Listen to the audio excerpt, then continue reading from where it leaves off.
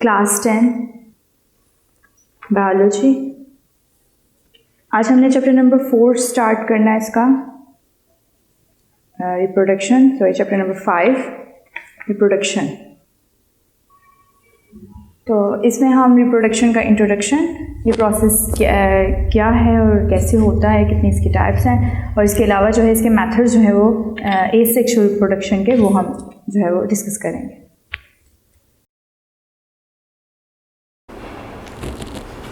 Reproduction एक ऐसा process है जिसके अंदर हम ये स्टडी करते हैं production of the individuals of the same स्पीसी, यानी एक ही स्पीसी जो है वो अपने जैसे नए जानदार जब बनाती है तो वो किस तरह से बनाती है, इस प्रोसेस को क्या बोलते हैं, इस प्रोसेस को हम रिप्रोडक्शन कहते हैं। तो यानी नेक्स्ट जनरेशन के अंदर उसकी जेनेटिक जो कैरेक्टरिस्टिक्स होती हैं वो वैसे की वैसे आगे मुंतकिल हो जाती हैं। ये फंडामेंटल कैरेक्टरिस्टिक है जानदार की, लेकिन एसेंशियल नहीं है। फंडामेंटल कैरेक्टरिस्टिक क्या है, यानी ये पहचान है, ज़रूरी है।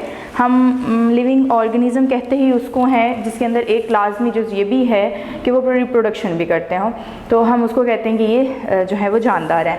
लेकिन एसेंशियल नहीं है life process. Essential life process का क्या मतलब है, मतलब कि अगर कोई जानदार ये प्रोसेस नहीं कर सकता तो इसका मतलब ये नहीं है कि वो सर्वाइव ही नहीं करेगा, कि वो मर जाएगा, ऐसा नहीं है। एक स्पीसी को जिंदा रख,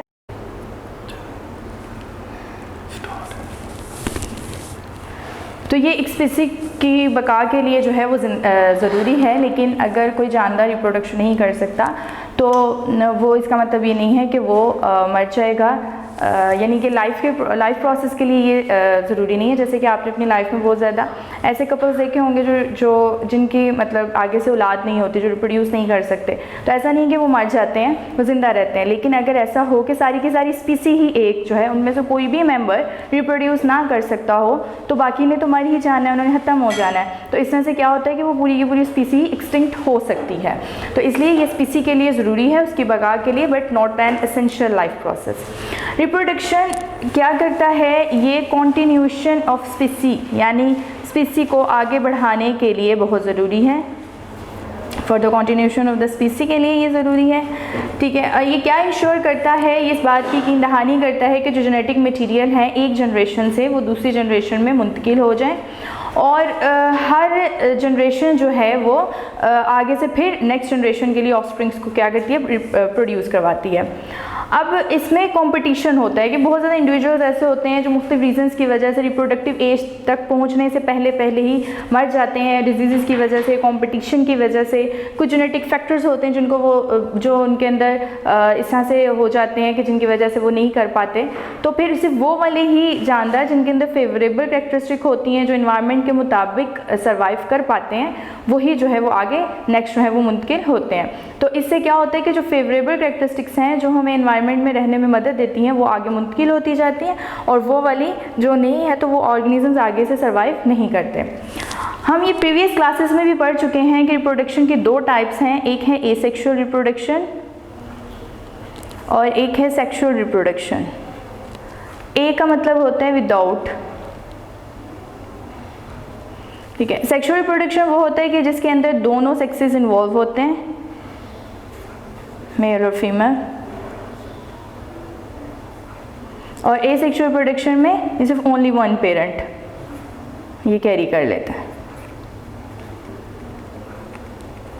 जितने भी मल्टी सेलुलर जानदार हैं उन सब के अंदर जो है सेक्सुअल रिप्रोडक्शन पाई जाती है, और मल्टी सेलुलर यूकेरियोटिक, और जितने यूनिसेलुलर ऑर्गेनिजम्स हैं और प्रोकैरियोटिक हैं उन सब के अंदर जो है वो एसेक्सुअल रिप्रोडक्शन जो है वो कैरी होती है। अब हमने इस चैप्टर में इन्हीं दो टाइप की रिप्रोडक्शन की बेस पढ़नी है, इनका मैकेनिज्म पढ़ना है कि ये रिप्रोडक्शन जो है वो कैसे होती है। तो सबसे पहले हम एसेक्सुअल रिप्रोडक्शन के मेथड्स देखेंगे, यानी वो वाली रिप्रोडक्शन जो सिर्फ ओनली सिंगल पेरेंट जो है वो कैरी कर लेता है।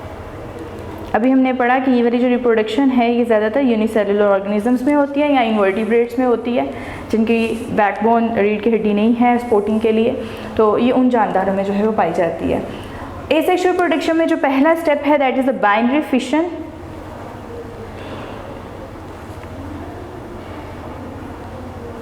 बाइनरी का मतलब होता है टू, एंड द फिशन का मतलब है टू ब्रेक, टूट जाना।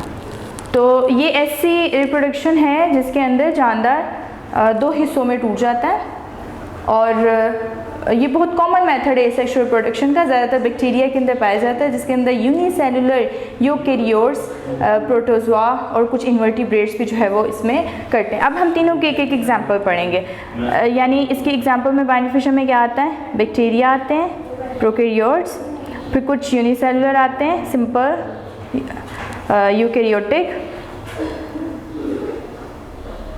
यूकेरियोटिक, और फिर थर्ड उन्होंने बोला है कि इन्वर्टिब्रेट्स, कुछ सिंपल इन्वर्टिब्रेट्स के अंदर भी ये पाई जाती है।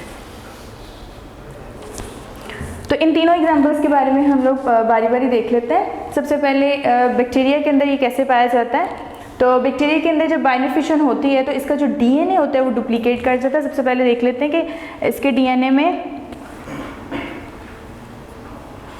इसका जो डीएनए होता है वो न्यूक्लियस में बाउंड नहीं होता है, क्योंकि ये प्रोकैरियोटिक है, इनके अंदर न्यूक्लियर वॉल जो है वो एब्सेंट होती है। अभी तक आपको यूकेरियोटिक और प्रोकैरियोटिक का डिफरेंस जो है वो अच्छे तरीके से पता चल गया है। 9th क्लास में हमने बहुत डिटेल में बार बार इस टॉपिक को छेड़ा है। तो प्रोकैरियोटिक वो वाले ऑर्गेनिजम्स होते हैं, वो वाले सेल होते हैं जिनका जो न्यूक्लियस है वो एब्सेंट होता है, मतलब उनका जो डीएनए है वो न्यूक्लियस से बाहर होता है, न्यूक्लियस की वॉल उसमें नहीं होती। तो इनका जो डीएनए है सबसे पहले वो क्या करता है, वो डुप्लीकेट कर जाता है। तो फॉर एग्जांपल यहाँ पे इसका डीएनए है, तो ये क्या हो जाएगा, ये साइज़ में ये डबल कर जाएगा अपनी जगह पे रह के। उसके बाद नेक्स्ट में, ठीक है, नेक्स्ट क्या होगा कि इसका जो डीएनए है वो अपोजिट पोल्स पे मुंतकिल हो जाएगा, यानी उसकी जो दो कॉपीज़ बन चुकी हैं वो दोनों अलग अलग पोल्स पे चली जाएंगी। एक कॉपी इस पोल पे और एक कॉपी इस पोल पे चली जाएगी, ठीक है। इसके बाद जो इसकी वॉल है बाहर, सेल मेम्ब्रेन, वो इन्वेजिनेट हो जाएगी अंदर को, यूँ वो इन्वेजिनेट होना शुरू हो जाएगी, ठीक है। ये इन्वेजिनेट होते होते बिल्कुल यहाँ से बहुत क्लोज आ जाएगी और दो सेल अलग अलग बन जाएंगे। तो ये एक सिंपल मेथड है जो बैक्टीरिया कैरी करता है उसका बाइनरी फिशन का, जिसके अंदर सिंपली उसका सिर्फ डीएनए डुप्लीकेट करता है, वो दो कॉपीज़ बना देता है, दोनों अपोजिट पोल्स पे चली जाती हैं। उसके बाद ये जो वॉल है इसकी सेल मेम्ब्रेन इन्वेजिनेट हो जाती है, अंदर को मुड़ जाती है, और उसके बाद ये बिल्कुल क्लोज आ जाती है एक दूसरे के दोनों वॉल्स, और ये दो सेल जो है वो सेपरेट बन जाते हैं। इसके बाद जो बाइनरी फिशन यूनिसेलुलर यूकेरियोट्स में है तो वहाँ पे भी बिल्कुल सेम प्रोसेस ही है इसका तकरीबन, लेकिन वहाँ पे ये माइटोसिस को फॉलो करता है। चूँकि वो यूकेरियोटिक है, इसका मतलब है उसके अंदर न्यूक्लियस भी उसका मौजूद है विद बाउंड्री, तो वहाँ पे बस थोड़ा सा डिफरेंस आता है। यूकेरियोटिक सेल के अंदर भी बाइनरी फिशन होती है, उसके अंदर कैसे होती है कि वो सिंपल माइटोसिस करते हैं, और माइटोसिस का जो प्रोसेस है ये हमने पढ़ा है कि इसके अंदर सबसे पहले वो न्यूक्लियर जो मटेरियल होता है पहले वो डबल होता है सारा, फिर काफ़ी 2-3 स्टेप्स के बाद जो है सेल जो है वो उसका अलग हो जाता है। तो बिल्कुल उसी तरह से इसका भी होता है कि यानी पहले माइटोसिस होती है और न्यूक्लियस डिवाइड होता है, न्यूक्लियस के बाद साइटोप्लाज्म डिवाइड होता है, फिर दो सेल्स जो हैं वो अलग हो जाते हैं। उसके बाद कुछ इन्वर्टिब्रेट्स के अंदर भी बाइनरी फिशन पाई जाती है। इन्वर्टिब्रेट्स के अंदर कैसे होती है, सिंपल जो वॉर्म्स होते हैं, कीड़े छोटे जो गुलाई में यानी जिनकी जो बॉडी की शेप होती है वो सम लाइक स्नेक की तरह होती है लेकिन छोटे होते हैं, वॉर्म्स होते हैं, तो उनके अंदर भी बाइनरी फिशन से ये प्रोसेस होता है कि उनकी बॉडी जो है वो दो हिस्सों में कट जाती है, ठीक है, बॉडी डिवाइड हो जाती है इनटू 2, और जो दोनों के दोनों उसके पार्ट्स होते हैं वो अपने जैसे नए पार्ट को जो है वो रीजनरेट कर लेते हैं, नया पार्ट उसका बन जाता है। इस तरह की जो ये सेक्सुअल प्रोडक्शन है वो कौन से वॉर्म्स में पाई जाती है, ये प्लेनेरिया में पाई जाती है, कुछ इकोइनोडर्म्स हैं उनके अंदर भी जो है ये बाइनरी फिशन का प्रोसेस जो है वो पाया जाता है सिंपल बिल्कुल वैसा ही जैसा दूसरों के, लेकिन इसके अंदर क्या डिफरेंस आ जाता है कि इसके अंदर बाकी बॉडी जो होती है वो रीजनरेट करती है, यानी अपना हिस्सा खुद ही बना लेती है। उसके बाद कुछ जानवर ऐसे भी हैं, कुछ यूनिसेलुलर ऑर्गेनिजम्स ऐसे भी हैं, जैसे कि अमीबा की बात करते हैं, आपकी बुक में जो इन्होंने एग्जांपल दी है कि इसके अंदर एक और चीज़ होती है, वो क्या कि जब अनफेवरेबल कंडीशन आती है, यानी ऐसी कंडीशन जिसमें अमीबा के लिए सर्वाइव करना मुश्किल है, तो अमीबा क्या करता है? अमीबा क्या है? ये एक एक्वेटिक एनवायरनमेंट में रहने वाला जिस्म है, बॉडी है, लेकिन जिसकी बॉडी की शेप जो है वो इरेगुलर होती है, कोई स्पेसिफिक शेप नहीं है कि वो कैसी होगी। तो ये क्या करता है? ये अपनी बॉडी के इर्द गिर्द एक हार्ड सी कवरिंग, यानी फूल जाता है और फूल के यूँ गोल हो जाता है, बाहर सिस्ट बना देता है, हार्ड सी कवरिंग सिस्ट बना देता है। बाकी न्यूक्लियस जो वैक्यूल है इसके, वो सब कुछ इसके अंदर वैसे ही पाया जाता है। फिर जब कंडीशन फेवरेबल होती है, रिटर्न होती है, तो इसका जो न्यूक्लियस है इसके अंदर रह के ही यहाँ पे बहुत ज़्यादा कॉपीज़ बना लेता है। दीवार अभी वैसी की वैसी है, लेकिन इसका जो न्यूक्लियस है वो बहुत ज़्यादा कॉपीज़ अंदर से बना लेता है। वो कॉपीज़ बनाने के साथ साथ जो उसके अंदर साइटोप्लाज्म मौजूद होता है, वो साइटोप्लाज्म को भी डिवाइड कर लेता है। यानी यहाँ पे ऐसे बहुत सी अमीबा की जो कॉपीज़ हैं, यूँ ये आपको मिलेंगी इसके अंदर। और फिर क्या होगा? जब फेवरेबल कंडीशन अभी ऐसे ही ये डिवाइड कर गया तो ये सिस्ट फट जाएगी, और इस सिस्ट के फटने से ये जितने भी अमीबा हैं ये सारे यहाँ से बाहर निकल जाएंगे, और जहाँ पे ये गिरेंगे वहाँ पे ग्रो करके दोबारा जो है सर्वाइव करना स्टार्ट कर देंगे। तो इस तरह की जो फिशन है उसको हम बोलते हैं मल्टीपल फिशन, क्योंकि इसके अंदर दो कॉपीज़ नहीं बनी, बहुत ज़्यादा बनी। मल्टीपल का मतलब होता है बहुत ज़्यादा। तो अगर सिर्फ दो कॉपीज़ बने, जो कि हमने पीछे प्रोसेस पढ़ा था, तो उसको बाइनरी फिशन कहते हैं, लेकिन इस केस में इसकी बहुत ज़्यादा कॉपीज़ बनती हैं, तो इसको हम मल्टीपल फिशन कहते हैं। इसके बाद आपका नेक्स्ट स्टेप है, नेक्स्ट प्रोसेस है एसेक्सुअल मेथड जो है वो है फ्रेगमेंटेशन।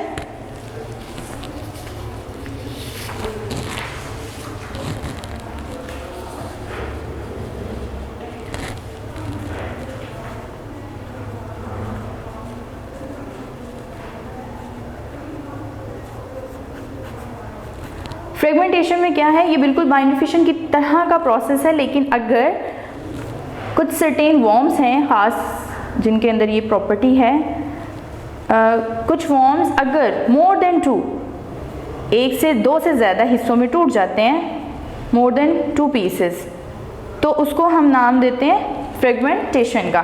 फ्रेगमेंटेशन में बॉडी 8 से यानी 3 से लेकर 9 तक, 3 to 9 पीसेस तक ये टूट जाती है, और जो उसका रिमेनिंग पार्ट होता है, जो बॉडी पार्ट टूट जाता है, उसके जो रह गया हुआ हिस्सा है वो बॉडी खुद ब खुद बना लेती है। जैसे कि ये एग्जांपल आपकी बुक में दी हुई है उन्होंने, ये प्लेनेरिया है। प्लेनेरिया आगे से 3 हिस्सों में टूट गया है। इसका हेड, इसका एब्डोमेन है, और इसका जो लोअर पार्ट है वो तीनों अलग अलग यूँ डिवाइड हो जाते हैं। तो इसका जो हेड पोर्शन है उसमें बाकी बॉडी बना लेता है, इसका जो एब्डोमेन पोर्शन है वो हेड और लोअर पार्ट बना लेता है, और इसका जो लोअर पार्ट है वो अपर बॉडी खुद जो है वो रीजनरेट कर लेता है। तो इस तरह से जो रिप्रोडक्शन है उसको हम बोलते हैं फ्रेगमेंटेशन। फ्रेगमेंटेशन के बाद नेक्स्ट स्टेप है, नेक्स्ट प्रोसेस है, दैट इज़ द बडिंग।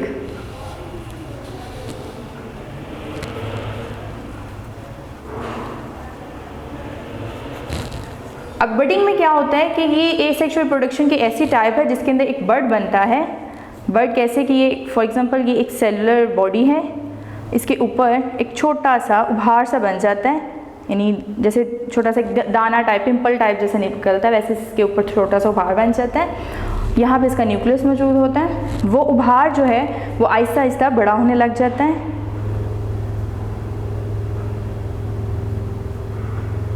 इस तरह से, और फिर इसका जो न्यूक्लियस है वो डिवाइड कर जाता है। उभार वहीं पे है, वो बड़ा होने लग गया साइज़ में मज़ीद, और जो न्यूक्लियस है इसका वो 2 बना देता है, 2 में चेंज हो जाता है, डिवाइड कर जाता है, और वो जो डिवाइड हुआ न्यूक्लियस है, एक न्यूक्लियस उस बर्ड में चला जाएगा यहाँ पे, और इसकी ये जो वॉल है ये आहिस्ता आहिस्ता बंद होने लग जाएगी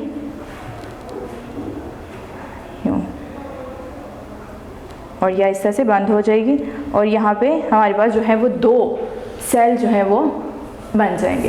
तो इस तरह की जो रिप्रोडक्शन है उसको हम बडिंग कहते हैं। और बडिंग जो है वो एक टाइम पे एक से ज़्यादा बर्ड भी एक सेल के ऊपर बन सकते हैं। और जब ये कंप्लीट हो जाती है यहाँ पे रिप्रोडक्शन इसकी, तो ये यहाँ से अलग हो जाता है और ये अपने रास्ते और ये अपने रास्ते, यानी कि दो अलग अलग जानदार बन जाते हैं।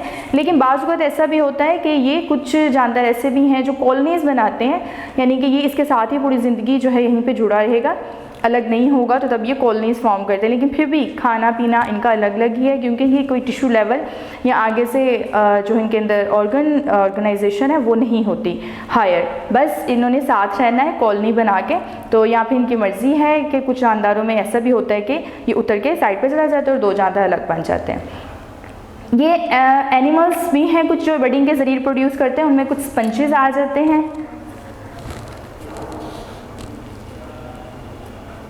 स्पंजेस आ जाते हैं। स्पंजेस जो हैं, ये स्पंजेस हैं हाइड्रा है और कोरल्स हैं। ये कोरल्स, स्पंजेस, हाइड्रा, ये तीनों पानी में पाए जाते हैं। स्पंजेस जो हैं इनका नाम इसलिए है क्योंकि ये स्पंज की तरह होते हैं, नरम होते हैं, इनके ऊपर सुराख होते हैं, पोर्स मौजूद होते हैं, नरम से होते हैं। ये लोअर एनिमल्स हैं।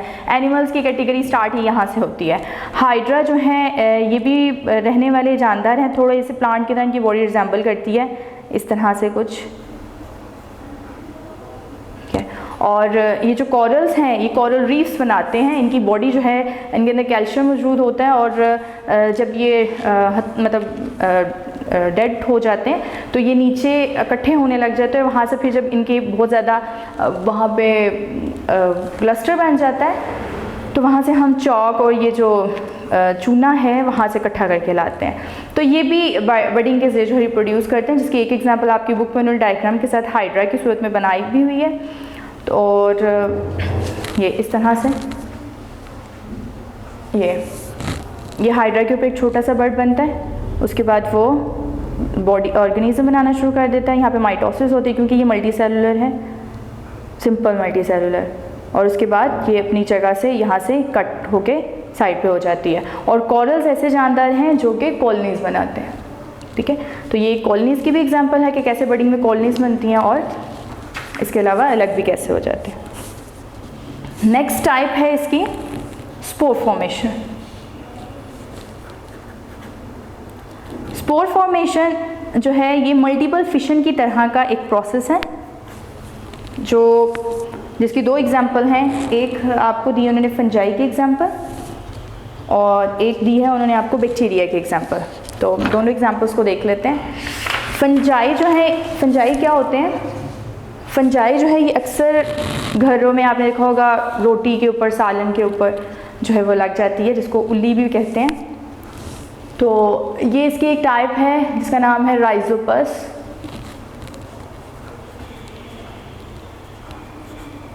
राइजोपस की जो शेप है कुछ इस तरह से होती है कि नीचे से ये छोटे से फिलामेंट टाइप होते हैं यूँ, और ऊपर इसके ऐसे बल्ब नुमा स्ट्रक्चर होता है।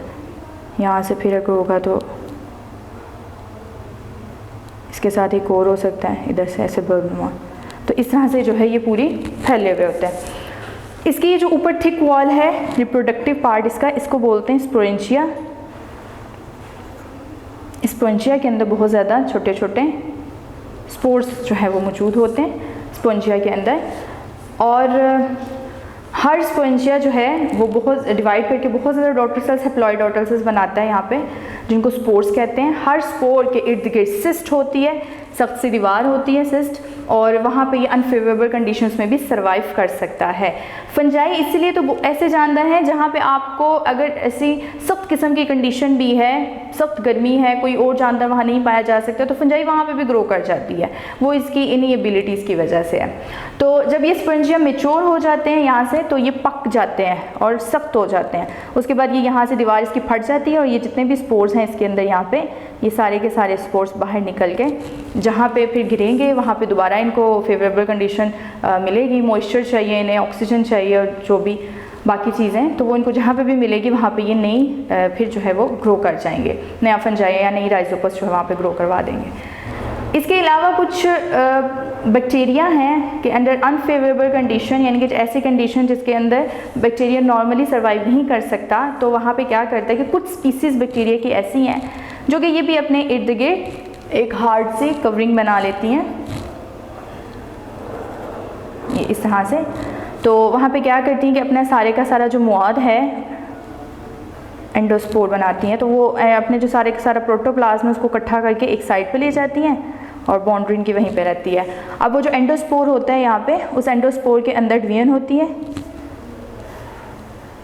न्यूक्लियस इसका डिवाइड करता है, बहुत ज़्यादा कॉपीज़ बना देता है, मल्टीपल कॉपीज़ बनती हैं यहाँ पे। और जब फेवरेबल कंडीशन रिटर्न करती है तो ये जो स्पोरेंचिया है ये बाहर निकल आता है, और जहाँ पे भी ये गिरेगा वहाँ पे दोबारा से जो है वो जर्मिनेट कर जाएगा और सारे बैक्टीरिया बाहर निकल आएंगे। तो इस तरह से स्पोर फॉर्मेशन जो है वो बैक्टीरिया के अंदर भी होती है। लास्ट है एसेक्सुअल मेथड, पार्थिनोजेनेसिस।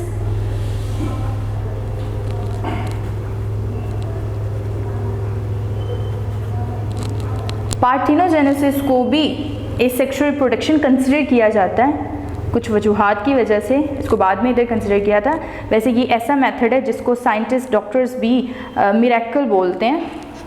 वो कहते हैं कि एक करिश्मा है कि इस तरह से जो है वो जानदार पैदा हो जाता है पार्थिनोजेनेसिस में। इसमें क्या होता है कि एक अनफर्टिलाइज्ड एग, यानी एक ऐसा एग जिसके अंदर स्पर्म एंटर नहीं हुआ और वो फर्टिलाइज करके नया जानदार बना देता है, उसको हम पार्थिनोजेनेसिस कहते हैं। इसकी एग्जांपल्स में कुछ फिशेस हैं, फ्रॉग्स, इंसेक्ट्स के अंदर ये होता है। जैसे एक बहुत कॉमन एग्जांपल है हनी बी की, जो शहद बनाने वाली मक्खी, शहद की मक्खी जिसको कहते हैं, ठीक है। उसके अंदर क्या होता है कि जहाँ पे फर्टिलाइजेशन हो रही है, यानी कुछ एग्स तो ऐसे हैं, फॉर एग्जांपल ये ऐसे एग्स पड़े हुए हैं जहाँ पे फर्टिलाइजेशन हुई है, जिसके अंदर स्पर्म एंटर हुआ है, उसके इर्द गिर्द यहाँ पे कुछ और एग्स थे, तो स्पर्म तो इसके अंदर एंटर हुआ है, फर्टिलाइजेशन यहाँ होनी चाहिए, लेकिन इसके साथ साथ ये जो बाकी वाले हैं ये इसके इन्फ्लुएंस में आके, इसके ज़रिए असर आके यहाँ पे भी जो है वो ये रिप्रोडक्शन हो जाती है और वो भी नए जानदार बना देते हैं। तो इस तरह की रिप्रोडक्शन को हम पार्थिनोजेनेसिस कहते हैं। लेकिन वो एनवायरनमेंट के लिहाज से फिट नहीं होते, यानी वो एक स्पेसिफिक काम के लिए पैदा होते हैं, वो स्पेसिफिक काम करने के बाद ही वो मर जाते हैं। जैसे कि हनी बी के अंदर जो ऑर्गेनिज़म इस मेथड से बनते हैं पार्थिनोजेनेसिस से, उनको बोलते हैं ड्रोन्स, ठीक है। वो क्या होते हैं? ड्रोन्स होते हैं, और उनके अंदर एक क्वीन होती है। उस क्वीन का काम होता है एग को ले करना, अंडे देना और शहद बनाना, हनी बनाना। और ये जो ड्रोन्स बनते हैं इस मेथड से, पार्थिनोजेनेसिस से, इनका काम होता है इस हनी को इकट्ठा करना। ये मतलब ये कारकुन मक्खियाँ कहते हैं इन्हें, यानी काम करते रहना पूरी ज़िंदगी।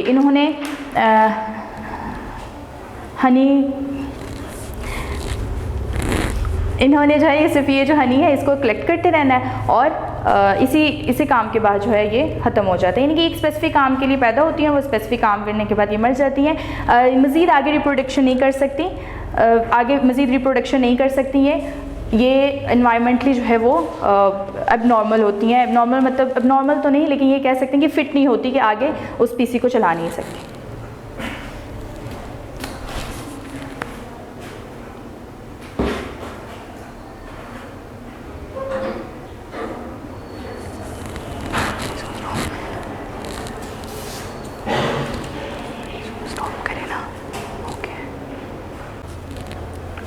क्लास 10 बायोलॉजी चैप्टर नंबर 5 का नेक्स्ट टॉपिक है नेचुरल वेजिटेटिव प्रोपोगेशन, बल्कि वेजिटेटिव प्रोपोगेशन और उसके दोनों तरीके, नेचुरल वेजिटेटिव भी और आर्टिफिशियल वेजिटेटिव प्रोपोगेशन, और इसके साथ जो है टिश्यू कल्चर और क्लोनिंग। तो यहाँ तक जो है वो हम इस लेक्चर में डिस्कस करेंगे।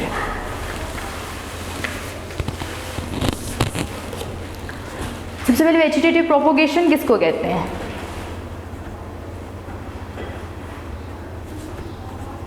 प्लांट का जो सीड बेयरिंग प्लांट्स होते हैं, उनका जो फ्रूट होता है वो उनका रिप्रोडक्टिव पार्ट कहलाता है। यानी फ्लावर, जो फ्लावर है ये रिप्रोडक्टिव पार्ट होता है, जहाँ पे रिप्रोडक्शन होनी होती है। और रिप्रोडक्शन कब होती है, हमें कैसे पता चलता है? जब फल बन जाता है, यानी कि जब दरख्त के ऊपर फूल फल में बदल जाते हैं, उनमें से फल निकल आता है, तो रिप्रोडक्शन कंप्लीट हो जाती है। लेकिन अगर ऐसे हिस्से, वेजिटेटिव प्रोपोगेशन किसको कहते हैं, कि अगर ऐसे हिस्से जिनका रिप्रोडक्शन से कोई ताल्लुक़ नहीं है, वेजिटेटिव पार्ट है, यानी खाने के तौर पर इस्तेमाल होते हैं, स्टेम, रूट और लीव्स वगैरह, अगर वहाँ से रिप्रोडक्शन हो जाए नेचुरली भी और आर्टिफिशियली भी, तो हम उसको वेजिटेटिव प्रोपोगेशन का नाम देते हैं। यानी अगर रूट्स जिनका रिप्रोडक्शन से कोई ताल्लुक़ नहीं है, वैसे रूट्स स्टेम एंड लीव्स, अगर इन हिस्सों से रिप्रोडक्शन हो जाए तो इसको हम नाम देते हैं वेजिटेटिव प्रोपोगेशन का। जैसे बहुत ज़्यादा एग्जांपल्स हैं, जैसे सब्जियों में देखेंगे जो हम खाते हैं गाजर, मूली वगैरह, तो ये ज़मीन से हम निकालते हैं, ये असल में रूट्स होती हैं, ठीक है, जिनके अंदर फूड स्टोर होता है, जो रिप्रोडक्शन करके लास्ट में फूड बना के देती हैं। तो इस तरह की जो रिप्रोडक्शन है उसको हमने इस टॉपिक में जो है वो डिस्कस करना है। तो नेचुरल रिप्रोडक्शन पहले देख लेते हैं, vegetative propagation. Natural vegetative propagation वो है कि जो कुदरती तौर पे होती है नेचुरल प्रोसेस के थ्रू आमतौर पर। उसकी कुछ टाइप्स हैं। पहली टाइप है बल्ब।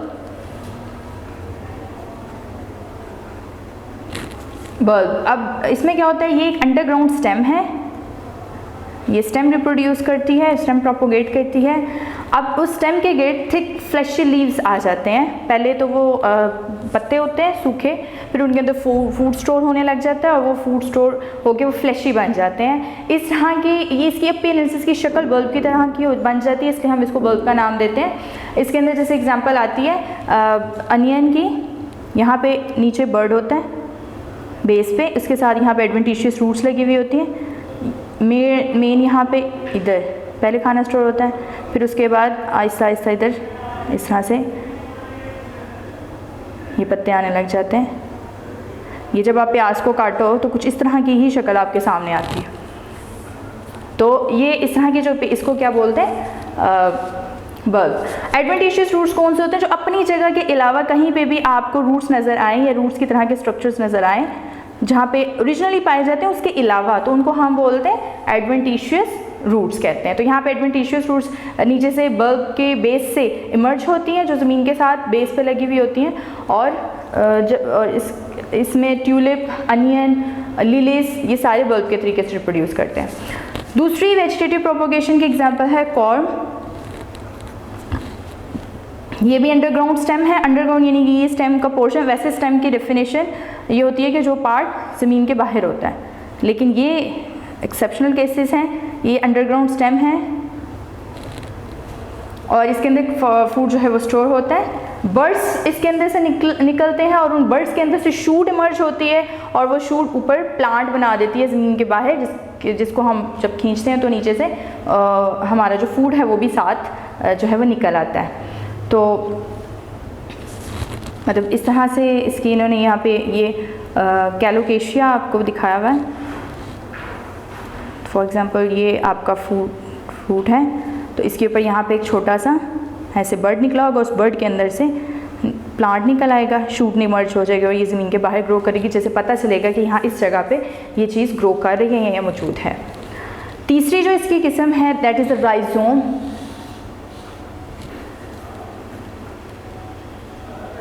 राइजोम जो है ये भी लेटरल स्टेम है। लेटरल मतलब कि लेटी हुई लंबे अंदाज में ज़मीन के साथ ये पाई जाती है। इस तरह से जो है वो अदरक जिसको बोलते हैं जिंजर, ये ग्रो करती है।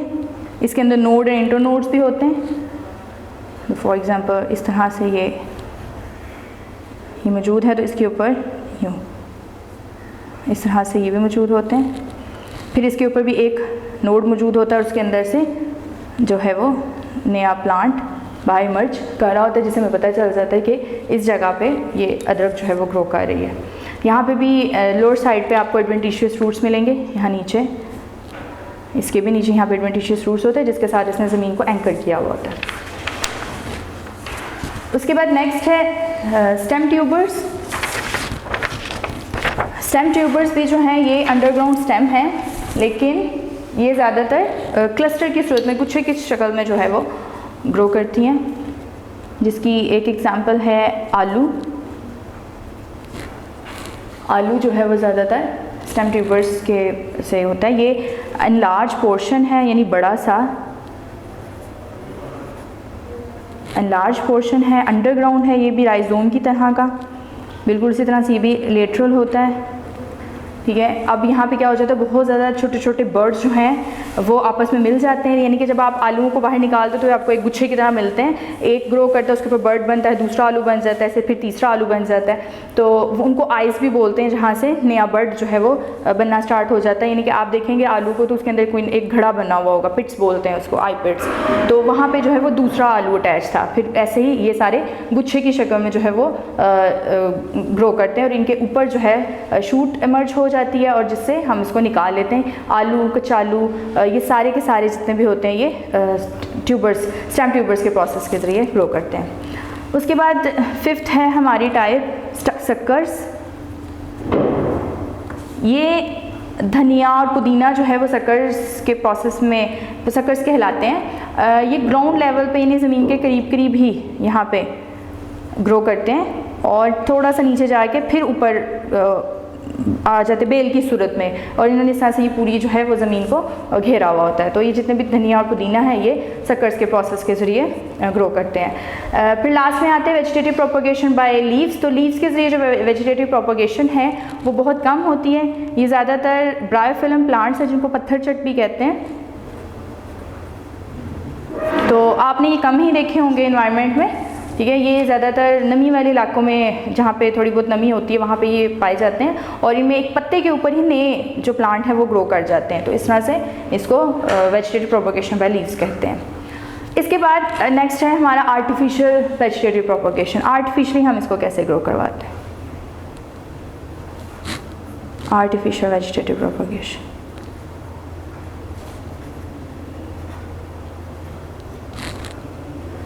बहुत ज़्यादा गार्डनर्स और फार्मर्स यानी बागों में माली और जो किसान है ये आर्टिफिशियल का तरीका जो इस्तेमाल करते हैं अपना स्टॉक जो प्लांट्स का उसको उसकी यील्ड को बढ़ाने के लिए।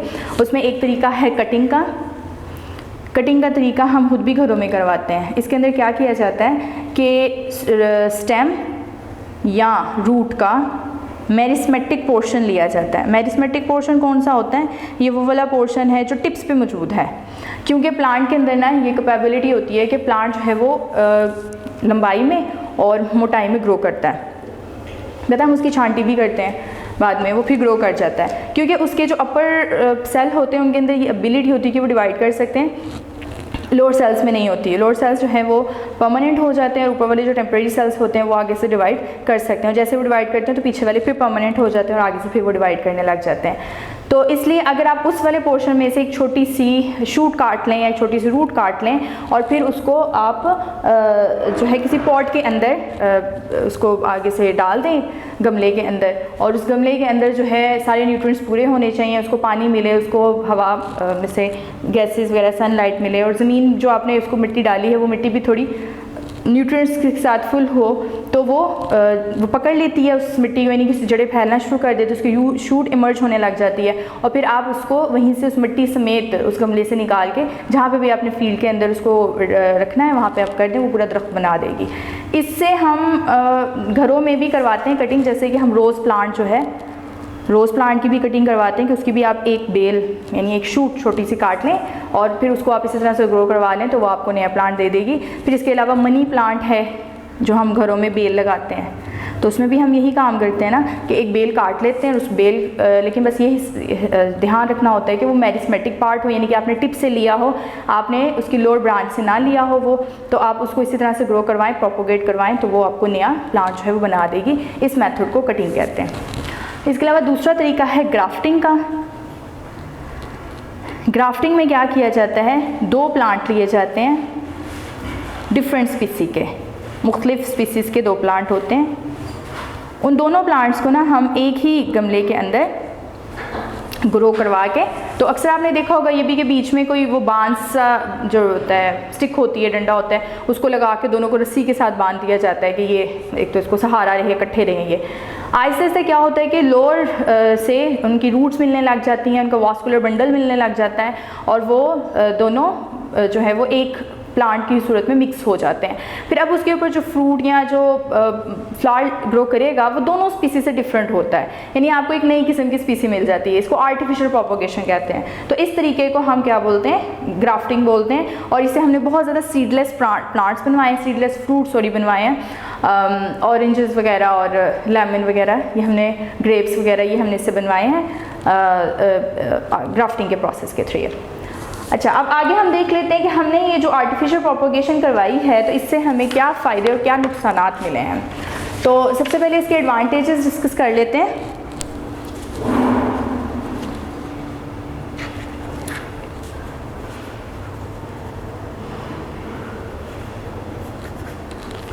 फ़ायदे हमें क्या मिले हैं कि प्लांट्स हैं रिप्रोड्यूस करवाते हैं एसेक्सुअली वेजिटेटिव प्रोपोगेशन के थ्रू। इसके कुछ एडवांटेजेस भी हैं और कुछ इसके डिसएडवांटेजेस भी हैं। पहले इसके एडवांटेजेस देख लेते हैं। तो इसके फ़ायदे हमें क्या क्या मिले हैं। इसके फ़ायदे हमें ये हुए हैं कि जो जेनेटिकली आइडेंटिकल, यानी जेनेटिकली आइडेंटिकल का मतलब है कि जिस प्लांट की आपने वो बेल इस्तेमाल की थी या वो जो शूट इस्तेमाल की थी जो आपने ग्रो करने के लिए यूज़ की, जो नया प्लांट बनेगा वो बिल्कुल आइडेंटिकल यानी बिल्कुल डिटो कॉपी जो है वो उस प्लांट की होगा जिसकी आपने सिर्फ शूट या सिर्फ वो छोटी सी बेल इस्तेमाल की थी। एक ये हो गया। दूसरा ये होता है कि जो बेनिफिशियल करैक्टरिस्टिक्स हैं, जो फ़ायदेमंद उसकी करैक्टरिस्टिक्स हैं, वो आगे वैसे के वैसे मुंतकिल हो जाएंगे। ठीक है, उसके कलर के साथ उसकी बाकी जितनी भी उसकी करैक्टरिस्टिक्स हैं फ़ायदेमंद, जो आप लेना भी चाह रहे थे, ऐसा ही प्लांट आप हासिल करना चाह रहे थे, वो सारी आपको मिल जाती हैं। फिर लंबे चौड़े इंतज़ार की ज़रूरत नहीं पड़ती, यानी no need of pollination, pollination की ज़रूरत नहीं है। पॉलिनेशन क्या है? ये नेचुरल प्रोसेस है जो सीड बेयरिंग प्लांट्स करते हैं, जिसके बारे में हम पढ़ेंगे आगे डिटेल में। तो इसमें टाइम लगता है पॉलिनेशन में, क्योंकि वो जो गेमेट्स हैं उनकी फ्यूजन होती है, फिर आगे से सीड बनता है और उसके बाद फ्रूट बनता है, फिर दोबारा से ही प्रोसेस स्टार्ट होता है। तो इन सब की भी ज़रूरत नहीं पड़ती। फिर इसके बाद जो है ये रैपिड इंक्रीज़ करवाता है, तादाद बहुत जल्दी आपको मिल जाती है आजकल, इसीलिए तो आपको बेमौसमी फल भी मिल जाते हैं, वो वाले फल जिनका मौसम नहीं है लेकिन अब आपको वो 12 महीने मिलेंगे, तो इन्हीं प्रोसेस के ज़रिए बनवाए जाते हैं। उसके बाद जो है ऑर्गन है जो वेजिटेटिव प्रोपोगेशन के, वो इस काबिल बनाएंगे प्लांट को कि वो अनफेवरेबल कंडीशन में भी सर्वाइव कर सकें, उसको पास ऑन कर लें। प्लांट्स जो हैं सीडलेस प्लांट्स, वो भी हम इसे ग्रो करवा सकते हैं। सबसे बड़ी जो हमें इसका फ़ायदा होता है वो ये है कि हम इसे सीडलेस प्लांट्स भी आजकल ग्रो करवा रहे हैं। फिर उसके साथ जहाँ इसके फ़ायदे हैं वहाँ इसके नुकसानात भी हैं कुछ। अब नुकसानात क्या हैं इसके कि देखें, हम जब एक दरख्त का फल खाते हैं जो कि एक नेचुरल तरीके से ग्रो करता है, तो उसके फल में वेरिएशन मिलती है, यानी एक ही दरख्त का कोई फल मीठा है, कोई खट्टा है, कोई टेस्टलेस है, किसी का जायका जो है वो अलग है। लेकिन ये वाले जो प्लांट्स हैं, इसमें जो प्लांट आपने लिया है, जो शूट आपने लिया है, सारे का सारा प्लांट बिल्कुल वैसा होगा, यानी कि इसमें नो वेरिएशन, आपको कोई वेरिएशन नहीं मिलेगी। वो जेनेटिकली आइडेंटिकल उस सिंगल शूट का होगा जो आपने उससे निकाली थी, वेरिएशन नहीं होती। फिर उसके बाद जो है कुछ ख़ास किस्म की डिजीज़ हैं जो अटैक कर सकती हैं, स्पेसिफिक डिजीज़ हैं। अगर वो एक मेंबर के ऊपर भी अटैक करेंगी तो उसका मतलब ये हुआ कि सारी की सारी स्पीसी के अंदर सेम जेनेटिक वेरिएशन थी। अगर वो बर्दाश्त नहीं कर सकी उस बीमारी को, तो ये सारी की सारी जो फसल है वो सारी ख़राब हो जाती है, कोई भी उसको नहीं कर सकता और डिस्ट्रक्शन जो है वो बहुत ज़्यादा होती है। तो ये इसके नुकसानात थे। और उसके बाद कुछ और तरीके भी हैं, ये भी आर्टिफिशियल प्रोपोगेशन में आ जाते हैं। इन मेथड्स को माइक्रो प्रोपोगेशन भी कहा जाता है, ठीक है, क्योंकि ये सिर्फ स्मॉल प्लांट को सिर्फ बहुत छोटा सा हिस्सा इस्तेमाल करते हैं और इसके लिए हमें प्रॉपर इंस्ट्रूमेंट्स चाहिए, मैकेनिज़्म चाहिए, फिर ही हम इसको फॉलो करवा सकते हैं। घरों में आमतौर पर हम इसको नहीं करवा सकते। ये दो तरीके हैं, एक है टिश्यू कल्चर और एक है क्लोनिंग। क्लोनिंग का जो प्रोसेस है ये ज़्यादातर ये एनिमल्स के ऊपर इस्तेमाल होता है, बट इसे हम प्लांट्स को भी क्लोन करवाते हैं। क्लोन का मतलब होता है डुप्लीकेट, यानी कॉपी तैयार करवाना। तो क्लोनिंग के प्रोसेस में हम जो है एक सिंगल सेल से हम ये जो नया ऑर्गेनिज्म वो बनवा लेते हैं, तो इस प्रोसेस को हम बोलते हैं क्लोनिंग। टिश्यू कल्चर में क्या होता है, ये ज़्यादा वो है कॉमन टाइप। तो टिश्यू कल्चर में हम क्या करते हैं कि हम इसमें एक टिश्यू लेते हैं और उसका किसी भी प्लांट का जिसको आप करवाना चाहते हैं, और उसको हम एक मीडियम में रखते हैं। उस मीडियम में क्या होता है, मीडियम यानी कि एक इंस्ट्रूमेंट में रखते हैं और वहाँ पे हम इसकी माइटोसिस करवाते हैं।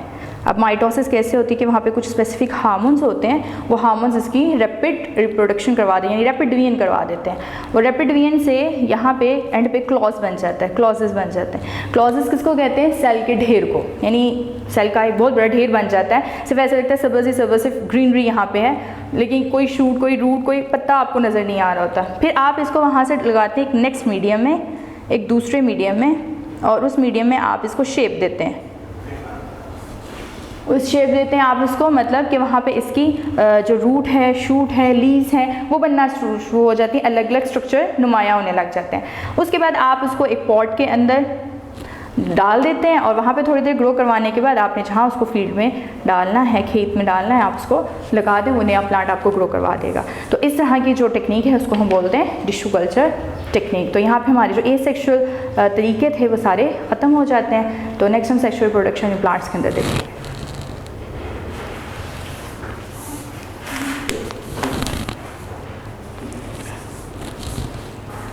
वीडियो पसंद आई तो लाइक करें, अपनी राय कमेंट करें। ऐसे ही मजीद वीडियोस के लिए हमारा चैनल सब्सक्राइब करें और बेल का आइकन दबाएं ताकि आपको हर वीडियो का नोटिफिकेशन मिलता रहे।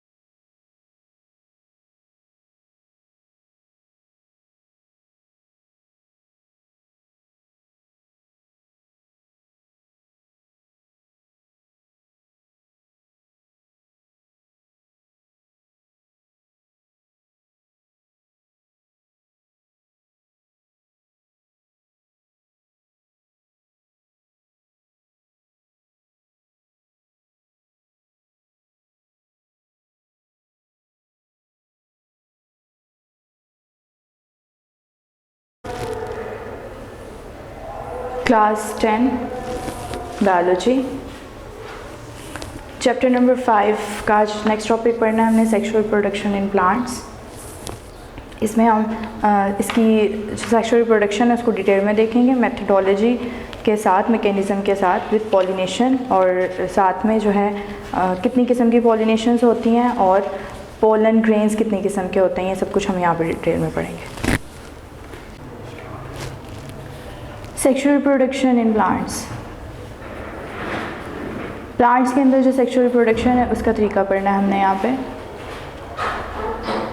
जैसे कि हम सेक्सुअल रिप्रोडक्शन के बारे में बात कर चुके थे, इसके डेफिनेशन के बारे में, कि ये ऐसी टाइप है रिप्रोडक्शन की जिसके अंदर बोथ जो सेक्सेस हैं वो इन्वॉल्व होते हैं। तो प्लांट्स के अंदर भी यही सीन होगा, इसके अंदर दोनों मेल और फीमेल दोनों गेमेट्स इन्वॉल्व होते हैं, उनकी फ्यूजन होती है। मेल के अंदर जो है वो लास्ट पे जो गेमेट बनते हैं वो स्पर्म बनते हैं, और फीमेल में जो गेमेट्स हैं वो एग बनते हैं। इन दोनों की फ्यूजन होती है, इन दोनों की फ्यूजन से बाद में जाइगोट बनता है, और जब ज़ाइगोट बनता है तो फर्टिलाइजेशन कंप्लीट हो जाती है और उसके बाद माइटोसिस के ज़रिए पूरी प्लांट बॉडी या ऑर्गेनिज़म, अगर ये एनिमल्स में भी हो रहा है तो वो बन जाता है। तो इस तरह की रिप्रोडक्शन को हम क्या बोलते हैं? Sexual reproduction. अब गेमेट्स जो हैं, प्लांट्स की बात करें तो प्लांट्स के अंदर जो गेमेट्स हैं वो एक स्पेशल स्ट्रक्चर्स के अंदर बनते हैं उनके अंदर, और वो स्ट्रक्चर्स के बारे में देखने से पहले हम देखते हैं कि प्लांट्स की कैटेगरीज़ कितनी हैं। 2 कैटेगरीज़ हैं, एक है मॉस फंड्स आ जाते हैं, सीडलेस प्लांट्स हैं जिनमें सीड्स नहीं बियर होते हैं। मॉस मेजर कैटेगरीज़ जो हैं इसकी प्लांट्स की, मॉस फंड्स कि ये ब्रायोफाइट्स में आ जाते हैं, और दूसरी जो इसकी है वो है seed bearing plants, seed plants.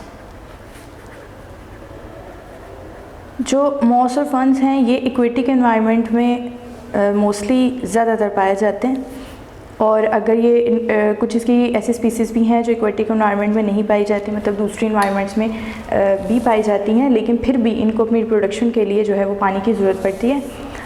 इनकी जो मेल पार्ट है उसको हम बोलते हैं एंथ्रीडिया,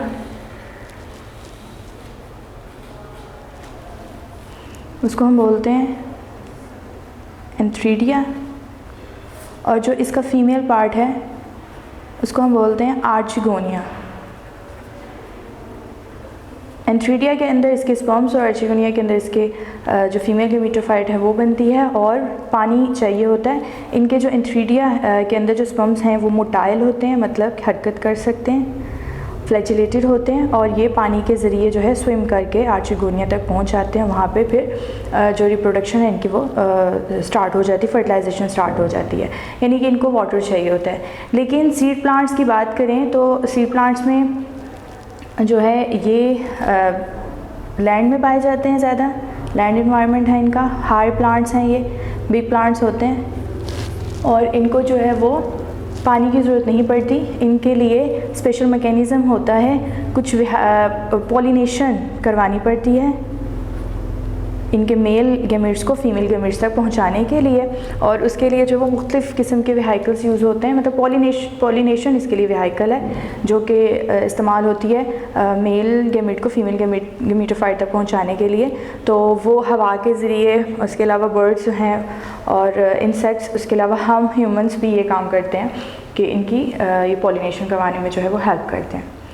तो इसके अंदर 2 कैटेगरीज आ जाती हैं, एक एंजियोस्पर्म प्लांट्स हैं और एक जिम्नोस्पर्म प्लांट्स हैं। एंजियोस्पर्म्स और जिम्नोस्पर्म, ये 2 कैटेगरीज आ जाती हैं सीड प्लांट्स में। और इनमें क्या फ़र्क है कि जो एंजियोस्पर्म प्लांट्स होते हैं इनके जो सीड्स होते हैं वो कवर होते हैं, यानी कि इनसाइड द इनके फ्रूट के अंदर होते हैं, और जो इनके हैं इनके सीड्स जो हैं वो नेकेड होते हैं, ठीक है। लेकिन ये दोनों हैं सीड बेयरिंग, जो है सीड को बेयर करते हैं। अब हम इसका लाइफ साइकिल देख लेते हैं। लाइफ साइकिल से क्या मुराद है कि प्लांट्स को जो है ना वो हाई प्लांट्स को, बल्कि लोअर प्लांट्स को भी अपनी दो सिचुएशन को फेस करना पड़ता है, 2 जनरेशन्स को फेस करना पड़ता है। एक इनकी होती है स्पोरोफाइट और एक है गेमेटोफाइट। इसलिए ये अल्टरनेशन ऑफ जनरेशन को फॉलो करते हैं। अल्टरनेशन ऑफ जनरेशन से क्या मुराद है, मतलब जिसके अंदर एक जनरेशन दूसरी जनरेशन पे डिपेंड करे और दूसरी पहली पे डिपेंड करे, ये दोनों एक दूसरे को अल्टरनेट करते हैं, रिप्लेस करते हैं। स्पोरोफाइट गेमेटोफाइट बनाता है और गेमेटोफाइट स्पोरोफाइट बनाता है। ये अपनी जो इसकी स्पोरोफाइट है, इसकी जो प्लांट बॉडी है वो स्पोरोफाइट ही कहलाती है, क्योंकि स्पोरोफाइट जो है ये डिप्लॉयड हैं with double number of chromosomes, और गेमेटोफाइट जो होती हैं ये हैप्लॉयड होते हैं with half number of chromosome. ये रिड्यूस होते हैं, थोड़े होते हैं, साइज़ में भी छोटे होते हैं और थोड़ी देर के लिए होते हैं, और बाकी जो इसकी पूरी लाइफ है वो एज ए स्पोरोफाइट ही ये जो है वो गुजारता है। अब होता क्या है कि स्पोरोफाइट के अंदर स्पोर्स बनते हैं।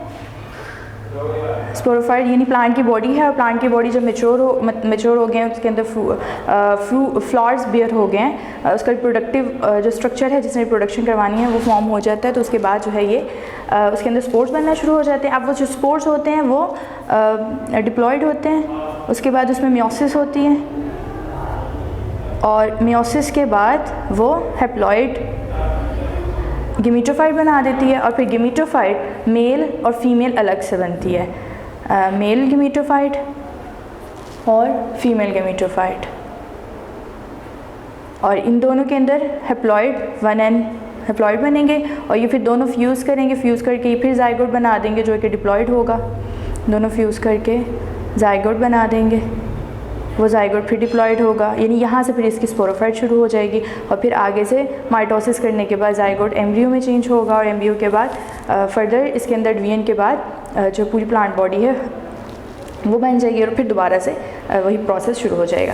ये आपकी उसके ऊपर इसने ना एक दिखाया हुआ साइकिल, इसको ज़रा देखिएगा।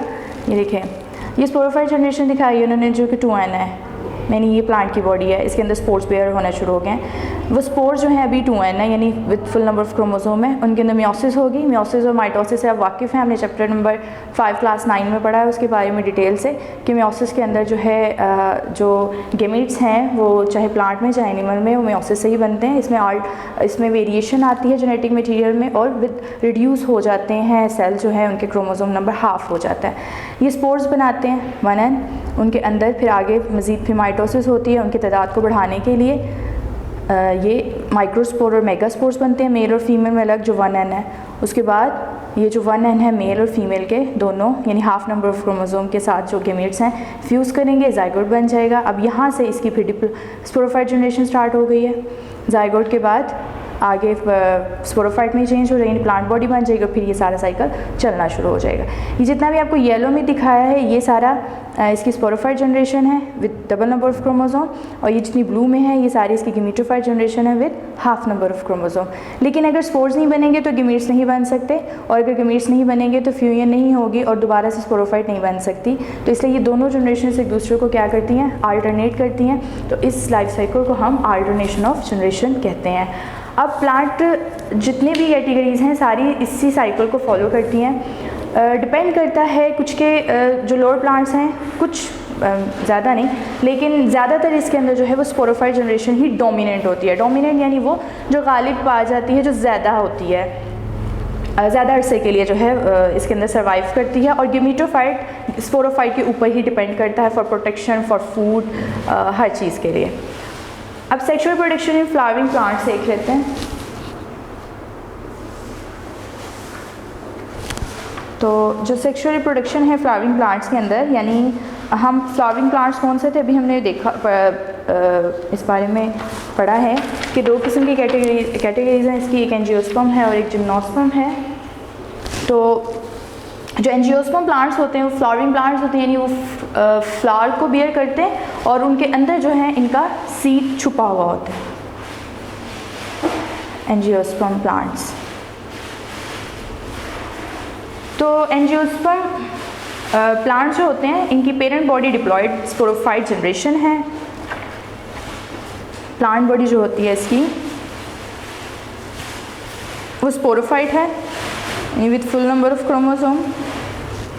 इनका जो रिप्रोडक्टिव ऑर्गन है, यानी जहाँ रिप्रोडक्शन होती है वो फ्लावर्स हैं, फ्लावर्स में इनकी रिप्रोडक्शन होती है। इसके फ्लावर के कंपोनेंट्स इस तरह से अरेंज हुए होते हैं घेरों में कि वो रिप्रोडक्शन को आसान बना देते हैं। और फ्लावर के जो है ये इस तरह से अरेंज हुआ है कि इसके 4 बेसिक घेरे हैं जो कि सबका अपना अपना काम है। और ज़्यादातर ये जो फ्लावर हैं ये होमोसेक्सुअल होते हैं, यानी एक ही फ्लावर के ऊपर दोनों मेल और फीमेल दोनों ऑर्गन आपको मिलेंगे। तो इस तरह का जो होता है उसको हम होमोसेक्सुअल कहते हैं। अब इसका जो ज़रा आप स्ट्रक्चर देख लीजिएगा जो आपकी बुक पे बना हुआ है फ्लावर का स्ट्रक्चर, फिर हम बात करते हैं। इसके 4 घेरे हैं, इसके 4 घेरे हैं। ये एक सबसे बाहर वाला आपको दिखेगा ग्रीन कलर का, जिसके अंदर ये हर प्लांट के बाहर होता है। इस घेरे को हम बोलते हैं कैलिक्स। और ये जो है ये क्या काम करता है, ये ज़्यादातर ग्रीन कलर का होता है और प्लांट को उस हालत में प्रोटेक्शन देता है जब ये भी बर्ड हालत में होते हैं, भी खिले नहीं होते फूल और भी छोटे होते हैं, तो इनके अंदर ही वो बंद हुए होते हैं। और वहाँ पे इसको किस चीज़ से प्रोटेक्शन देता है कि ये ड्राई ना कर जाए, इनको हवा भी खेल के ना ले जाए, यहाँ पे कोई कीड़ा इनको नोच के ना ले जाए, तो ये उस टाइम पे इसको प्रोटेक्शन देते हैं। इसकी जो एक पत्ती है, एक पत्ता ये इसको हम बोलते हैं सेपल, ठीक है, ये इसको हम सेपल कहते हैं और इस पूरे घेरे को हम कैलिक्स कहते हैं। उसके बाद दूसरा इसका घेरा आता है, ये जो खूबसूरत रंगों पे होता है, पत्तियों के इसके कलर जो हैं अलग कलर, रेड होते हैं, वाइट होते हैं, और आजकल तो हमने जेनेटिक इंजीनियरिंग से इसके आर्टिफिशियल कलर्स भी बहुत खूबसूरत बना लिए हैं, लेकिन नेचुरली भी बहुत खूबसूरत इसके कलर होते हैं। इस घेरे को हम बोलते हैं करोला, इस पूरे घेरे को, ये सारा हम बोलते हैं करोला। और इसकी जो एक पत्ती है उसको हम बोलते हैं पेटल, एक पत्ती को पेटल कहते हैं। और इसका काम क्या है, चूँकि ये खूबसूरत कलर होते हैं इसके, तो ये कीड़े मकोड़ों को दावत देता है, वो इसकी खूबसूरती से मुतासिर होकर इसके पास आते हैं, इसकी खुशबू से, और ये नेक्टर भी प्रोड्यूस करवाता है, तो वो मीठा नेक्टर लेने के लिए भी इसके पास आते हैं। और ये जब उनको अपने पास बुलाता है, अट्रैक्ट करता है, तो फिर ये पॉलिनेशन करवा देता है, जो कि पॉलिनेशन सेक्सुअल रिप्रोडक्शन के लिए प्लांट्स के अंदर बहुत ज़रूरी है। तो यानी इसका भी अपना बहुत बड़ा काम है। रिप्रोडक्शन में कोई काम नहीं है, लेकिन रिप्रोडक्शन को स्टार्ट करवाने में इनका बहुत बड़ा जो है वो रोल है। उसके बाद आ जाते हैं इसके अगले दो घेरे। तीसरा घेरा ये जिसको बोलते हैं हम एंड्रोशियम, और ये मेल रिप्रोडक्टिव पार्ट है। इसके सिर्फ एक हिस्से को, ये जो एक आपको दिख रहा है, इसको हम जो है वो नाम देते हैं स्टेमन का, इसको बोलते हैं स्टेमन। स्टेमन के दो हिस्से हैं, एक ये धागा नुमा नीचे नज़र आ रहा है, इसको बोलते हैं फिलामेंट, ये इसको बोलते हैं फिलामेंट। और फिलामेंट के ऊपर ये जो कैप बनी हुई है इसकी, इसको बोलते हैं एंथर। और इस एंथर के अंदर ही जो स्पोर्स हैं वो बेयर होते हैं, पोलन ग्रेन यहीं पे बनते हैं। उसके बाद इसका आ जाता है, इसके बारे में डिटेल अभी हम पढ़ते हैं कि ये कैसे बनाता है इन माइक्रोस्पोर्स को, तो वो भी हम देखते हैं। उसके बाद चौथा घेरा देखने, पहले इसका स्ट्रक्चर देख लेते हैं। चौथा घेरा जो है ये इसका कहलाता है गायनेशियम, इसको बोलते हैं, पूरे घेरे को गायनेशियम कहते हैं। और इसका भी एक जो यूनिट है जो कि आपको दिख रहा है, इसको बोलते हैं कार्पल, ये पूरा एक। अब इस कार्पल के भी आगे से क्या है, 3 पार्ट हैं। सबसे पहले ये ऊपर ओपनिंग है, सुराही की तरह ये बनी हुई होती है, तो इसकी ये जो ओपनिंग है इसको बोलते हैं स्टिग्मा। और ये जो इसकी ओपनिंग है ये स्टिकी होती है, यानी चिपक जाती है। और यहाँ पे क्या काम करेगी कि जो पोलन ग्रेन इसके अंदर एंटर होगा तो ये यहीं पे स्टिक कर लेगा, और उसके बाद पोलन ट्यूब बनवा के ये आगे से इसको यहाँ से स्पर्म्स को आगे पोलन ट्यूब बना के फिर ये भेजेगी। वो सारा प्रोसेस अभी हम देखेंगे। उसके बाद ये इसके नीचे नेक आ जाती है बारीक सी, इसको हम बोलते हैं स्टाइल। और फिर ये नीचे इसका सूजा हुआ हिस्सा आता है, फूला हुआ, इसको हम बोलते हैं ओवरी। और इन ओवरी के अंदर बहुत ज़्यादा ओव्यूल्स होते हैं, और उन ओव्यूल्स के अंदर जो है वो मेगास्पोर बनते हैं। तो अभी हम देख लेते हैं कि ये माइक्रोस्पोर और मेगास्पोर जो है वो किस तरह से बनते हैं। सबसे पहले देख लेते हैं माइक्रोस्पोर्स के बारे में। दोबारा से थोड़ा सा इसका स्ट्रक्चर देख लें कि मेल गैमेटोफाइट जनरेशन इसकी किस तरह की है, और उसके अंदर किस तरह से माइक्रोस्पोर्स बनते हैं। मेल गैमेटोफाइट का जो सिंगल यूनिट है इस तरह से कहलाता है, ये बायलूब है ऐसे, ठीक है, फिलामेंट है।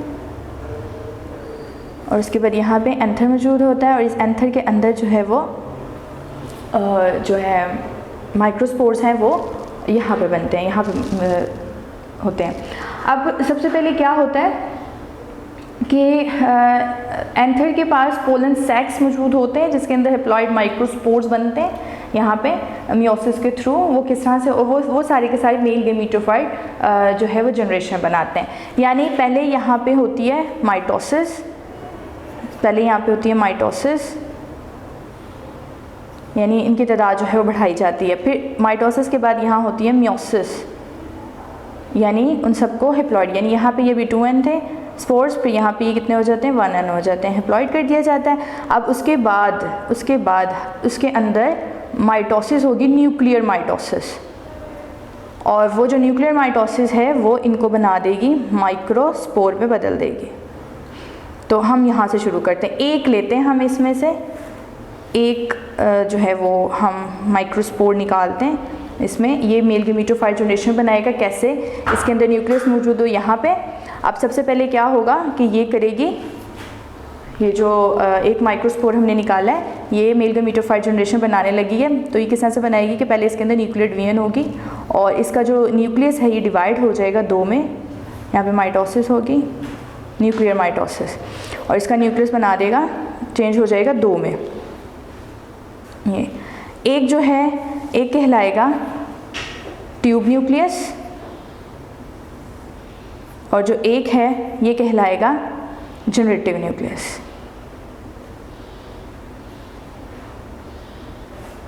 जो इसका ट्यूब न्यूक्लियस है वो तो वैसे का वैसे रहेगा, लेकिन जो इसका जनरेटिव न्यूक्लियस है ये अगेन डिवाइड कर जाएगा और बना देगा दो स्पर्म, 2 स्पर्म्स।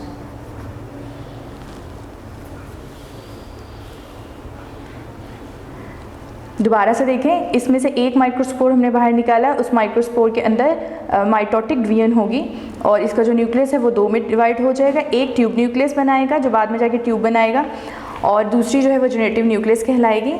और ये जो जनरेटिव न्यूक्लियस है ये आगे से फिर डिवाइड कर जाएगा और दो जो है वो स्पर्म्स बनाएगा। इसका मतलब ये हुआ कि एक गमीटोफाइट जनरेशन यानी कि एक पोलन सैक के अंदर हमारे पास 3 चीज़ें होती हैं, 2 स्पर्म और एक इसके अंदर होता है ट्यूब न्यूक्लियस। वैसे ये जब पॉलिनेशन होती है, जब स्टिग्मा पे पोलन ग्रेन पहुंच जाता है, ये डिवीजन तब स्टार्ट होती है। लेकिन अभी हम सिर्फ स्ट्रक्चर देख रहे हैं। और दूसरी बात मैं आपको बता दूं, हम इसकी डिटेल नहीं चेक कर रहे, हम सिर्फ बेस देख रहे हैं क्योंकि अभी आपके लिए ये नया टॉपिक है। तो अगर आप आगे इसके बारे में डिटेल पढ़ेंगे बायोलॉजी को तो फिर आप इसमें मज़ीद पेचीदगियाँ देखेंगे, लेकिन अभी हम सिर्फ इसकी बेस पढ़ेंगे, बेसिक स्ट्रक्चर इसका क्या है, बेसिक मैकेनिज़्म क्या है। इसी तरह से हम फीमेल गमीटोफाइट की जनरेशन की बात करते हैं।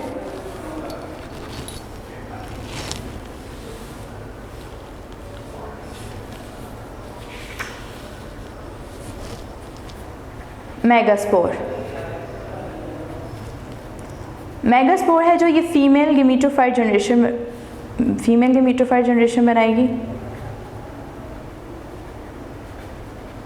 फीमेल गमीटोफाइट जनरेशन का भी हम दोबारा से इसका फीमेल पार्ट देख लेते हैं जो हमने पीछे भी देखा है। इस तरह से होता है ये बना हुआ, ऊपर इसके ये जो ओपनिंग है ये कहलाती है स्टिग्मा, जैसे बात की हमने कि ये चिपचिपी होती है, थोड़ी स्टिकी होती है। इसके बाद ये इसका नेक है स्टाइल, और ये नीचे इसका फूला हुआ हिस्सा आ जाता है जिसको हम बोलते हैं ओवरी। इस ओवरी के अंदर बहुत ज़्यादा ओव्यूल्स मौजूद होते हैं और उन ओव्यूल्स के अंदर जो है वो मेगास्पोर मौजूद होते हैं। हर ओव्यूल म्योसिस, बिल्कुल इसी तरह से इसमें भी माइटोसिस होगी, फिर म्योसिस होगी and then again nuclear mitosis होगी, सेम प्रोसेस है। लेकिन इसके अंदर ये होता है कि हर ओव्यूल 4 मेगास्पोर बनाता है, लेकिन उस 4 में से 3 मेगास्पोर डीजनरेट हो जाते हैं और एक आगे फर्दर जो है वो रिप्रोडक्शन के लिए प्रिपेयर होता है। उस एक मेगास्पोर के अंदर क्या होता है वो हम देख लेते हैं। एक को निकाल के बाहर, ये एक अगर इसका मेगास्पोर है और अब इसमें डिवीजन होकर इसने फीमेल गमीटोफाइट जनरेशन बनानी है, तो फीमेल गमीटोफाइट जनरेशन के क्या होगा, इसके अंदर भी सबसे पहले माइटोसिस होगी। इसकी माइटोसिस थोड़ी सी पेचीदा है, लेकिन मैं फिर बता दूं हम सिर्फ बेस देख रहे हैं, हम ज़्यादा डीप नहीं जाएंगे। तो जो इसका न्यूक्लियस है वो डिवाइड कर जाएगा 2 में। एक जो है वो इसमें कहलाएगा एग और जो दूसरा है वो इसका कहलाएगा फ्यूजन न्यूक्लियस।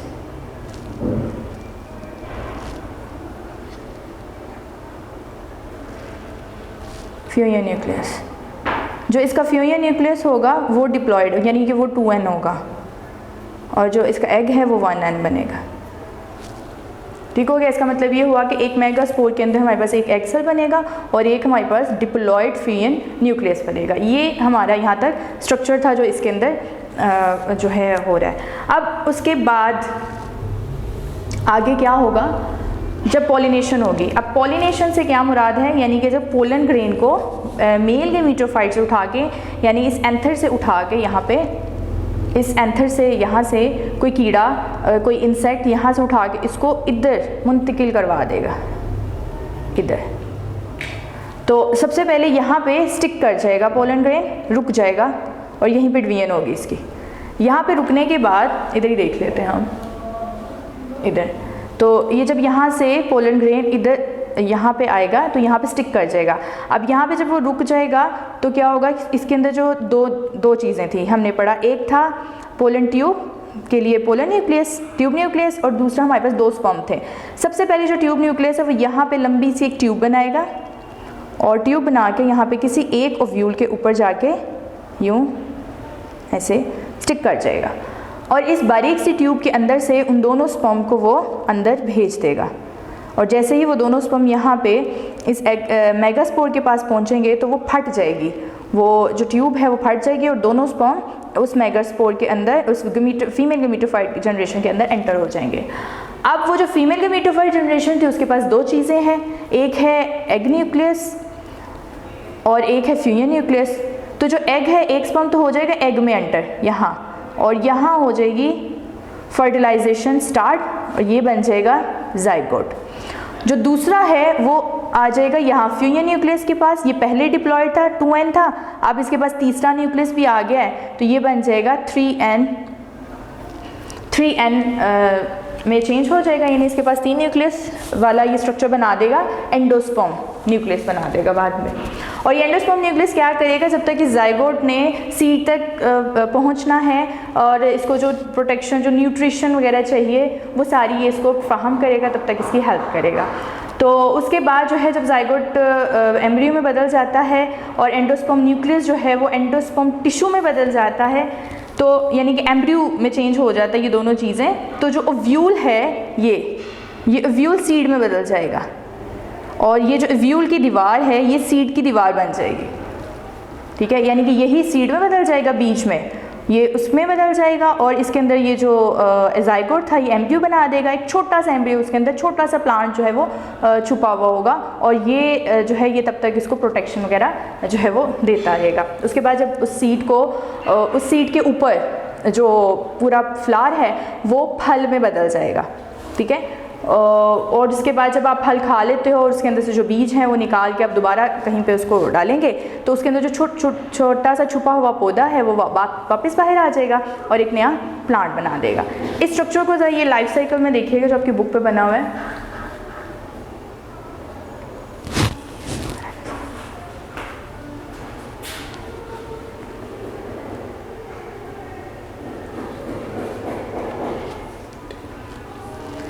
ये फ्लावर है और इस फ्लावर के अंदर जैसे हमने बात की थी कि ये बाइसेक्सुअल होता है, इसके अंदर दोनों सेक्सेस मौजूद होते हैं, मेल और फीमेल। ये एंथर बनाया उन्होंने और इसके साथ ये जो है ये ओवरी है।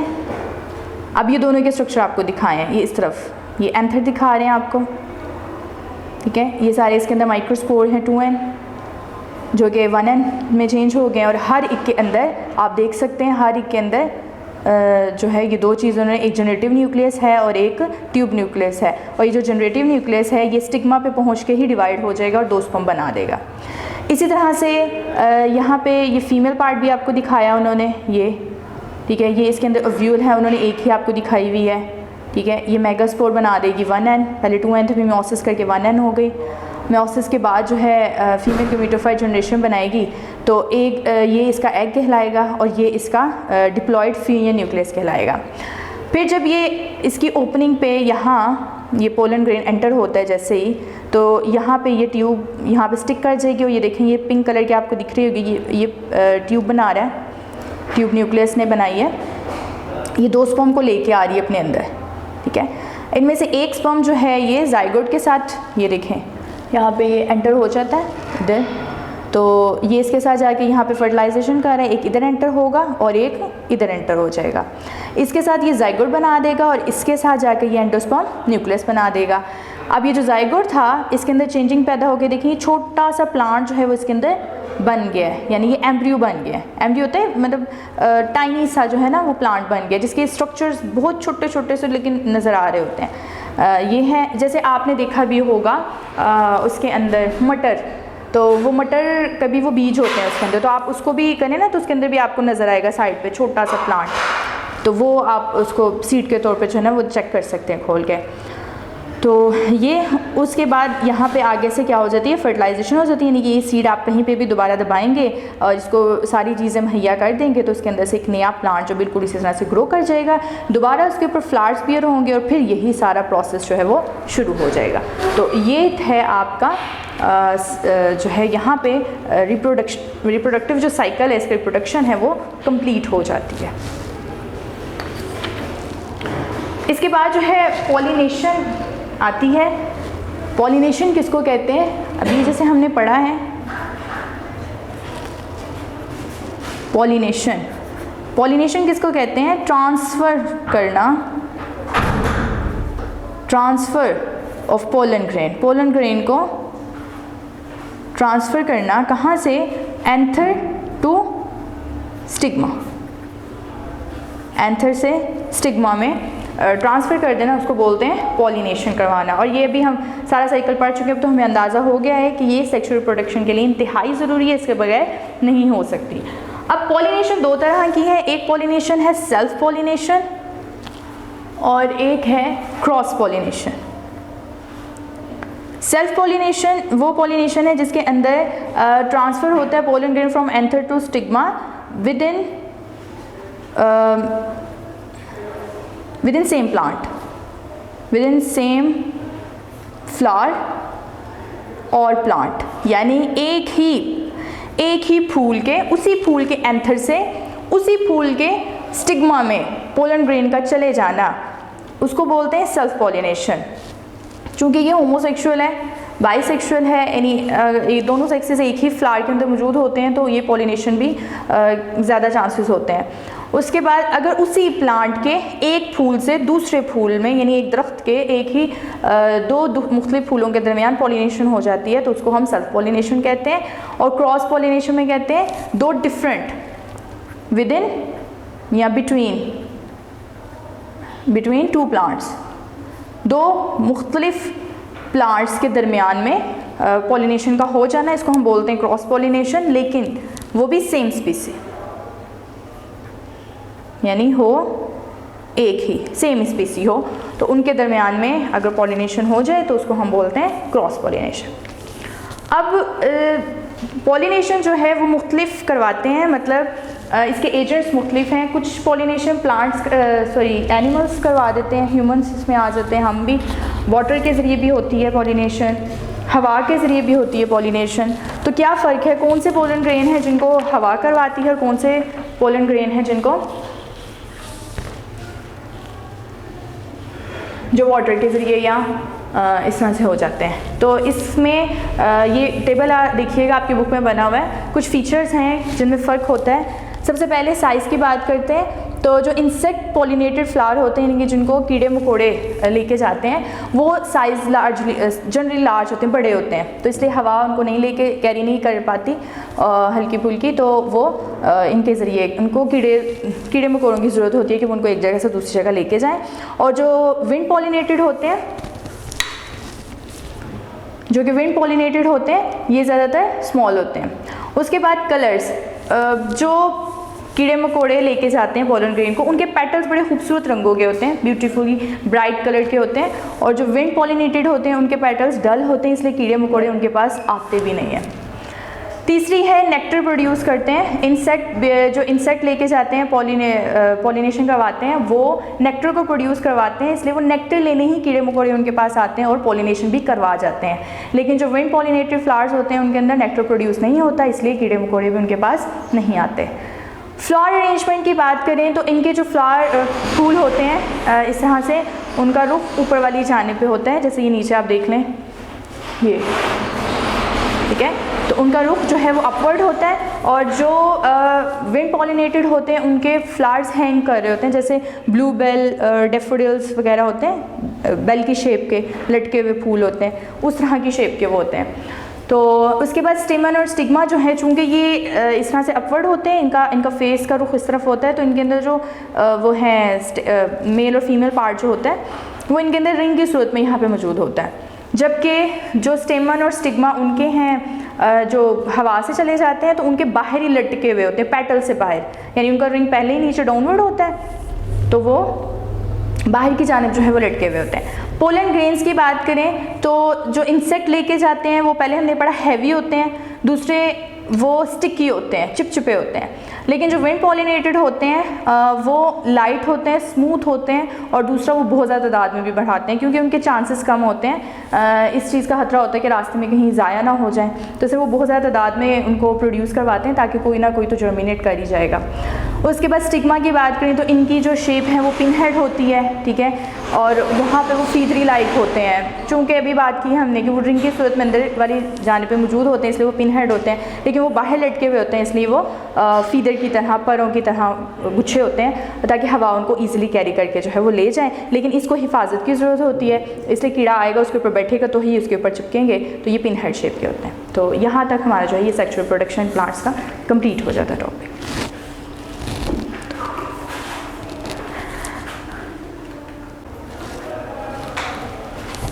चैप्टर नंबर 5 का नेक्स्ट टॉपिक है development and the seed structure. पिछले टॉपिक में हमने सेक्सुअल रिप्रोडक्शन के बारे में पढ़ा था, कैसे रिप्रोडक्शन स्टार्ट होती है, और उसके बाद हमने ये चीज़ भी देखी थी कि जब सीड बन जाता है तो रिप्रोडक्शन कंप्लीट हो जाती है। अब हमने जो आगे पढ़ना है वो हमने ये पढ़ना है कि सीड के अंदर साख्तें कौन कौन सी हैं, मतलब सीड का स्ट्रक्चर कैसा है, और उसके बाद जो है जब हम सीड को जर्मिनेट करवाते हैं यानी कि ज़मीन में उसको डालते हैं तो फिर वो जर्मिनेट कैसे कर जाता है, वो चीज़ हमने देखनी है। फिर एक चीज़ ये देखेंगे कि वीडियो पसंद आई तो लाइक करें, अपनी राय कमेंट करें। ऐसे ही मजीद वीडियोस के लिए हमारा चैनल सब्सक्राइब करें और बेल का आइकन दबाएं ताकि आपको हर वीडियो का नोटिफिकेशन मिलता रहे।